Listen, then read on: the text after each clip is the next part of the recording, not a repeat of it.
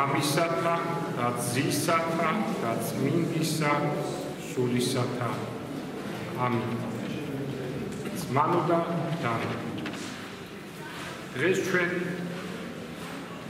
ალბათ დღეს ჩვენ აი ესეთი ჩვენ მთელი კაცობრიობა დგას ატომური ომის საშუალების წინაშე.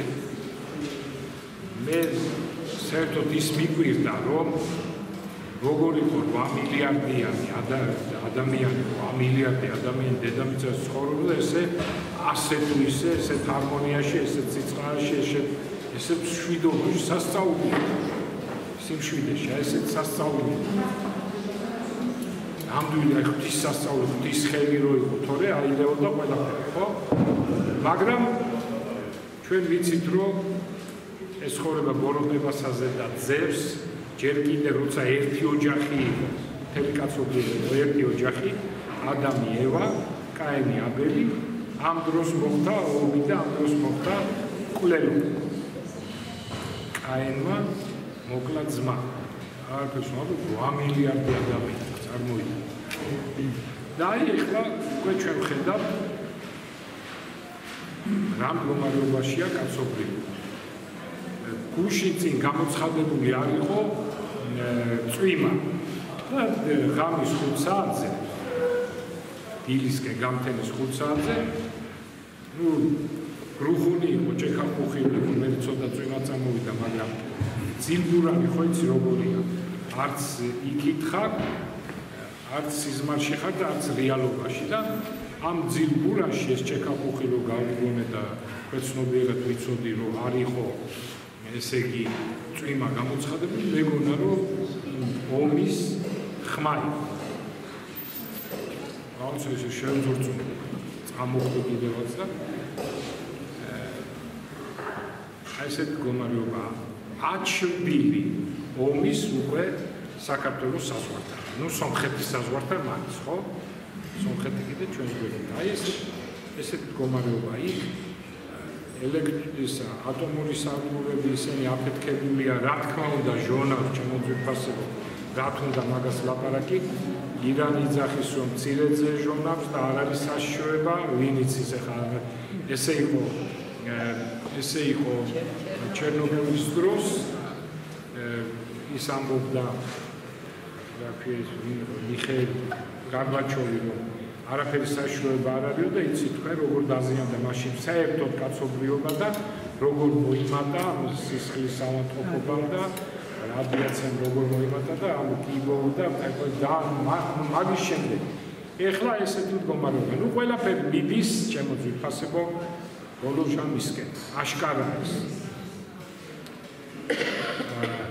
პირველი ნიშანი ახლა მე ათონის მიწაწყალზე გამწყნებულ მამათა ხსენებაა და მირონ დინარე ზემინდა ცოტა რამ ვისაუბრო ეს იყო მე-18 საუკუნის დასაწყისში მოღვაწეობდა ათონზე ძალიან დიდი წმინდა მამა იყო და გარდაცვალების შემდეგ იწყო მირონმა დენა და ეგეოსის ზღვასთან იყო 130 მეტრი ზემო. რაღაცა წუის ან ჩაუწიეთ თუ ისმის თუ რაღაც ნუ კაი და 130 მეტრი სიმაღლეზე და დაიწყო მირონმა დაიწყო დენა და ისეთი სურნელი დადგა და ნაკადულივით მოდიოდა, აი პატარა ნაკადული რომ წამოვიდეს და შეუერთდეს ეგეოსის ზღვას. აი ესე მოდიოდა მირონი. და რამოდენიმე ადამიანმა, ვისაც აი ძალიან მძიმე მდგომარეობაში იყო ბერები, ეს მირონი იცხეს სხვადასხვა ორგანოებს და განიკურნენ და სწრაფად გავცემდა ხმა. იმდენი ხალხი დაიძრა შემოძვირფასებო რომ ათონზე ბერები შეწუხდნენ ყველა მონასტერში. ყველა მონასტერი იყო სავსე და სულიერი ცხოვრება საერთოდ დაერღვათ ბერებს. და იყო აკაკი ესეთი, რომელიც სულიერი შვილი იყო ნილოსის და მივიდა მის წმინდა ნაწილებთან და უთხრა ესეთი რამ. შენ ყოველთვის გვასწავლდი თავდაბლობას გვასწავლეთ იმას, რომ ხალხმრავლობა, ესე იგი მიღება არ გინდოდა ხალხის ყოველთვის რომ რაღაცა ავეკოთ შენ და ასე და ეხლა რა ხდებაო სიკვდილის შემდეგო და აი ამ თქმის შემდეგ მირონი შეწყდა. თორე ეს იყო აი ისეთი რამ რაც მოციქულების დროს ხდებოდა ძმანოდა და უამრავი ხალხი, მილიონობით ხალხი ესეოდა, ესე იგი ეხვეოდა მოციქულებს, იკურნებოდა და აი ზუსტად ესე იყო ამ მირონ დენის დროს. 1813 წელს ბერი ნილოსი ეცხადება თეოფანე ბერს, რამოდენიმე გამოცხადება იყო და მან უთხრა ბოლო დროს რა მოხდება. პირველი ერთ-ერთი რაც უთხრა დაჩქარდება დრო. დღე როგორც ერთი საათი, კვირა როგორც ერთი დღე, წელიწადი როგორც თვე, რაღაც დაახლოებით ამდაგვარია ეხლა, რასაც ჩვენ გვძნობა. ასე იქნება. და მე ხოი როგორი ძარცველობა იქნება მაშინ. ანუ ეს რაც იქნება ესე იგი ნუ როაირება ყველაფერი და ანარქია იქნება, როგორი მამათმავლობა, როგორი მრუშობა, რადომიზე დაეცემა ადამიანი ამ ხრივ, მაშინ დაიწყება საოცრება, ბრძოლა პარტიებს შორის და რევოლუციისკენ მოწოდება. რაც ხდება თბილისში ჩემო ძვირფასო. თუ გონიათ რომ ერამეს ვამატებთ 72 გვერდი ნილოს მირონ დინარეს რუსული გამოცემა 72 გვერდზე ეს არის სტარიც პართენის ათონზე 1912 წლის გამოცემა ნუ განმეორებით. შემდეგ შეიკრიბება მერვე მსოფლიო კრება. ადამიანები დაიწყებენ ისეთ მრუშობას, რომ არ იქნება ზღვარი ნათესავებს შორის. აქ იქ დაწურლებით არის ლაპარაკი, როგორი ნათესავების შორის უბრალოდ აშენილი ამის თქმა, უბრალოდ ხვდებით თქვენ. რაც ხდება და რაც LGBT პარტიას მიღებული აქვს როგორც არაფერი ნორმა და რამდენადაც ადამიანები დაკავდებიან ბოროტებით, იმდენად იქნება საშინელი გასაცდელი. იმის ნაცვლად რომ შეინამონ დაიწყებენ ღვთისგმობას, გაძლიერებენ და ჩაიდენენ ბოროტ საქმეებს. ამას წინათ საცდელი ჩვენებაო თუ ტელევიზია იყო რაღაც ამათი რაღაც ამათ რო უჩვენე რადიკალური ტელევიზიებიც არიან, ისინი კაცი გამოდიოდა ჯერ ისეთი ამბავი დატრიალდა ჩემ თავში ჩემო ძვირფასები. ჯერ გამოვიდა ეს კაცი ჰაბიტუსით ნორმალური თითქოს არ არის კარგი კაცი თითქოს ამას მე ვერ გავიგებ ხოლმე იმ წავსებოდა გარდახვდა მაგრამ რაღაცა ჯერ ვერ მოვიდა ასე მეთქე ეს ხოლმე ჩვენ რა ხდება კაცი ვებს ლაპარაკ ალბათ იჯდნენ იქ ქალები კაცები იცინოდნენ კვდებოდნენ სიცილი ნუ ფოგესმით რებს ლაპარაკობდა ეს კაცი ლაპარაკობდა იქ ყველაფერს რაც კაცმა და კაცმა სექსუალურად რო შეიძლება ჩაიდინოს და ხარხარებდნენ ბოლოს ვეღარ მოუთმინე და გადარჩება აზრი მომივიდა რომ რაღაც საშინელებები რომ ამ კაცზე რომ ნუ მოკლედ რა ხდება აი ნახე რასაც ამბობს დილოს და ჩაიდნენ ბოროტ საქმეებს და ეგონება რომ ბოროტის საქმეები გადაარჩენ მათ ანტის ქრისტეს ბეჭედზე წერს ამბობს ნილოსი ძალიან საინტერესო თურმე ანტი ქრისტეს ბეჭედზე იქნება წარწერა ვინც მიიღებს შუბზე და მარჯვენა ხელზე იქნება წარწერა შემდეგნაირად მე შენი ვარ შენ ჩემი ხარ მოვდივარ ნებით და არა იძულებით ესმით თქვენ რა წარწერა იქნება ეხლა საინტერესოა კიდე ნილოსი ამბობს რომ ეს ყველაფერი ბეჭედიო და იმიტომ მიიღებენ ბეჭედს რომ უქონდეთ საფული აღარ იქნება ქონდეთ როგორც საშვი ქონდეთ რომ შევიდნენ სუპერმარკეტებში და იყიდონ პროდუქტი ამის გარეშე არ გაიცემა პროდუქტი. ამიტომ წავლენ ამაზე, რომ ჭამოსვან არ მოაკვირდეთ ჭამასმა და 10 ვინც ბეჭედს, აი ახლა მიაქციეთ ყურადღება რა მომენტია. ვინც ბეჭედს მიიღებს 10 ჯერ გაიზრდება ჭამის მოთხოვნა მათში. ვეღარ გაძღებიან ბეჭედ დარტყმული, ხოლო მორწმუნეები, რომლებიც ბეჭედს არ მიიღებენ, ხო, იმიტომ მოხდა ბეჭედის მიღება, რომ ეჭამა. ეს არ დაგმაყოფილეთ. 10 ჯერ გაიზრდება სული, ჯერ რამადა გვაქვს ეხლა და რა ჭამას მის ისენი ვართ მოყვარულები და ბეჭედს თუ მიიღებ 10 ჯერ გაზრდილი რა იქნება? და ხოლო მორწმუნეები, რომელიც ბეჭედს არ მიიღებენ, მცირედი საკვებით გაძღებიან. გამიგეთ? ერთი მუჭა საკვები გაძღებიან. აი ესეთი და ძალიან ბევრი კიდე სხვა რამ, რომელიც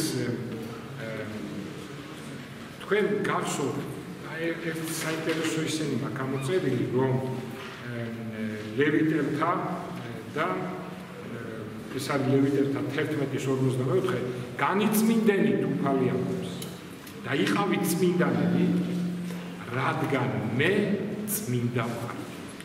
იგივე მე-19-ის მეორეში დაუთხრა უფალმა მოსეს, უთხარი ისრაელს, წმინდა იყავით, რადგან წმინდა ვარ მე.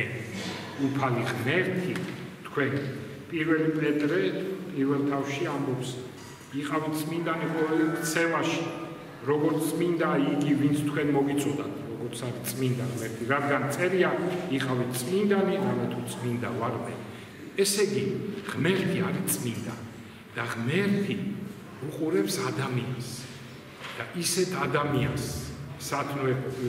ადამიანს მოაქცევს, რომელიც წმინდა, მაგრამ ახლა წმინდა რას ისე ვინაა წმინდა, ხო? ჩვენ ღრმა ცოდვილი ხალხი ვართ, ყველა დელიკაცობები.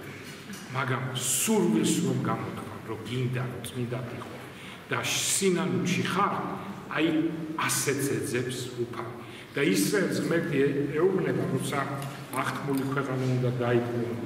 ეუბნება ისრაელს, რომ განა იმიტომ დაგაკავებინეთ თქვენ, დაიკავებთ აღთქმულ ქვეყანას, რომ თქვენ ან წმინდა ხართ, ან მართალი ხართ, ან სიმრავლით ბევრი ხართ, არამედ იმიტომ, რომ საშინელ ცოდვებში არიან ამალეკელები და ყველა ისინი, ვინც იქ მიდიანელები და ხეთელები და ვინც იყვნენ ის წარმართების სულ საშინელ ცოდვებში არიან. ამიტომ მე მოგცემ თქვენ ამ ქვეყანას და ისეთ ხალხს, რომლებიც ოჯახის წევრები ერთმანეთში საზღვრებებში ჩადიოდნენ, მაგალითად როგორც ამალეკელები, ერთი უბრძანებდა ხოლმე ისუნავის მოსეს, ისუნავის, რომ ამოეხოცა დედა მოდიანა, თლიან. გამიგეთ? ხოლო ისინი, ვინც ამ ცოდვებში არიყვნენ, თლად არიყვნენ, გახსნით. ასეთ ქვეყნის დაპყრობის დროს არ ეუბნებოდა უფალი, რომ ამოხოცეთ სუყვება. გამიგეთ? იქ დატოვეთ კაცები, დატოვეთ ქალები, ბავშვები. აი, ასეთი მდგომარეობა დღეს ჩვენ შემოძვირფასებო ხედავთ. იქვე ეუბნება კიდევაც ესე იგი მოსეს იმ ხალხებივით ისრაელს, იმ ხალხებივით დაიღუპებით, თუ არ შეისმენთ უფლის ხმას და თქვენც ისევე იცხოვრებთ. მოსპე ყველა, რადგან არ გასწავლონ ყველა სისაძაგლის კეთება, რასაც ისინი აკეთებენ. და აი ჩვენ შემოძვირფასებო ხედავთ, რომ რა მდგომარეობა დღეს სოფლიოში. და მოდით აი ესე პირდაპირ ვიღოთ. ჩვენ გვაქვს ერთი უმძიმესი ცოდვა. ერთი ეს ნარკომანია, რომ იღუპება მთელი ჩვენი ახალგაზრდა ხედავთ და სულიად სამართლიან მიღებულია უმკაცრესი კანონები, ნეტავ ახსულდეს კარგად მიღებულა, რომ გადარჩეს ჩვენი ხალხი და მეორე პირველები ვართ აბორტში, ღვთის შობლის წინხედრი ქვეყანა. ჩვენ პირის მიწისაგან აღსაგველიერი ვართ ამის გამო, მაგრამ რადგან ჩვენ გამოვიჩინეთ ყველაზე დიდ სოდვეს, მამათმავლობის წინააღმდეგ მთელი ერი ფეხზე დადგა, ეს ისეთი სიკეთეა, ნახე წმინდა ვარ მეო, ამბობს სულთანი. და წმინდა იყავი თქვენსო. და თქვენ ხედავთ, რომ ესეთი წინააღმდეგობა არ ყოფილა არსა თერდედამიწის კურსი. ამიტომ, აშკარად ამიტომ ღმერთი გვაძლევს მშვიდობას ძმათა და თუმცა აი ესეთი დრო მოვიდა, რომ აი უკვე ბრძოლის დიდი ომის აჩრდილი უკვე არის საქართველოსთან. რა თქმა უნდა, პირდაპირ. და ჩვენ უკვე რეალურად გავართ იმ საფრთხის წინაშე, თუ დიდი ომი გაჩაღდა 90 მილიონი ირანი ათეულობით მილიონი, ხო იქით არა სასასვლელი სამხრეთში. ის არაბული სამყარო უჭერს ხარს ამერიკას და ისრაელს. ერთადერთი გზა მათ აქვს სომხეთ, საქართველო, აზერბაიჯანის. ათეულობით მილიონი ირანელი მოაწყდება ჩვენს საზღვრებს, რომლის გაჩერება შეუძლებელი იქნება. გამიგეთ, უბრალოდ გაჩერება შეუძლებელი. აი ესეთი მდგომარეობა და ჩვენ საერთოდ ხო ხივშია, მთელი კაცობრიობა ხივში ვარ, ჩვენ გონია რომ ეს ადგილი არის 60-ის ადგილი. და აი ღმერთი ყოველთვის გვაფრთხილებს. უნდა ჩვენ დაგვანახოს ყოველთვის რომ ეს არ არის 60-ის ადგილი. და როგორც კი ადამიანი ჩათვლის, რომ ეს 60-ის ადგილია და მოიწყობს ისეთ კომფორტს, როგორ ამაში არ იგულისხმება ის რომ პავლე თვითონ ამბობს, სახლი ააშენეთ, კარი ააშენეთ, მიწა გქონდეთ, ჩასაცმელი გქონდეთ, საკვები გქონდეთ, ანუ ამაზე 6 დღე საერთოდ უფალი ამბობს, იქმოდეთ საქმესა თქვენსა, ამაზე არ არის ლაპარაკი. მაგრამ აი იმაზეა ლაპარაკი, რომ ჩვენ რომ ვიფიქრებთ, რომ ეს არის 60-ის ადგილი, აი ყოველთვის აი ასეთი კომფორტის დროს ხდება ომები. ღმერთი უშვებს, რომ ადამიანი არ ცვლიდეს და არ წაწმდეს და არ დაკარგოს მარადიული ცხოვრება. ასე რომ ნუ გეშინიათ, იმიტომ რომ ქრისტე გვეუბნება, ნუ გეშინია მცირესა მას სამწუხაროსა. და წმინდა მამები ამბობენ, აი ხა მე რა წავიკითხე, ხო? ისინი, ვინც ანტიქრისტეს თაყვანსცემენ, იმიტომ რომ არ დარჩენ მშიერი, 10-ჯერ უფრო დიდი მოთხოვნა ექნებათ შიმშილს. ანუ პირიქით მოხდება, ვერ დაიყვანებათ შიმშილს. ბოლო ისინი, ვინც ქრისტეს გამო ბეჭედს არ მიიღებენ, ისინი თითქმის მშივრები იქნებიან, მაგრამ გამაძღარი იქნებიან. გამიგეთ? რა უნდა ეხლა ერთი მუჭა საჭმელი ეყოფათო დღის განმავლობაში. რა უნდა ეხლა ერთი მუჭა საჭმლის მოპოვებას, ხო? რა ბოლო დღეში სოკოს აიღებ, მუჭას კიდე უფრო მეც მოაგროვებ. დღეში სოკო, მოკლედ დღეში სოკოები, ისწავლეთ სოკოს შეცნობა. და ეს ისე სასარგებლოა, თუ მშვიდობა იქნება, რა ჯობია. სოკოს კრეფას, მერე გეცოდინება, მერე იმის შეწვას, მოხარშვას, ჭამას, მიეძალეთ სოკოებს შეუძლებელს, მერე არ დაგტოვებს და რაც თავარია, კიდევ ერთი დიდი რა. არასოდეს ყველაზე დიდი გასაცდელი რო იქნება ანტიქრისტეს დროს, ყველაზე დიდი შეწევნა იქნება ქრისტეს. გესმით თქვენ სასწაული იქნება. ისეთი ამბავი იქნება, რომ ვითარც აი ხო ატომური ომი ხო საშიშია, ხო, როგორ არის საშიში. მაგრამ ქრისტიანებისთვის, ვინც ღმერთს მიენდობა, ეს ომი იქნება, ვითარც არ იქნება ომი. გამიგეთ? ამიტომ საში არაფერი არა, ჩვენ ვწამს ქრისტეს და ქრისტე გვეუბნება, ნუ შეძუნდებით, ნუ გეშინია მცირესა მას სამწუხაროსა. ჩვენთან არის.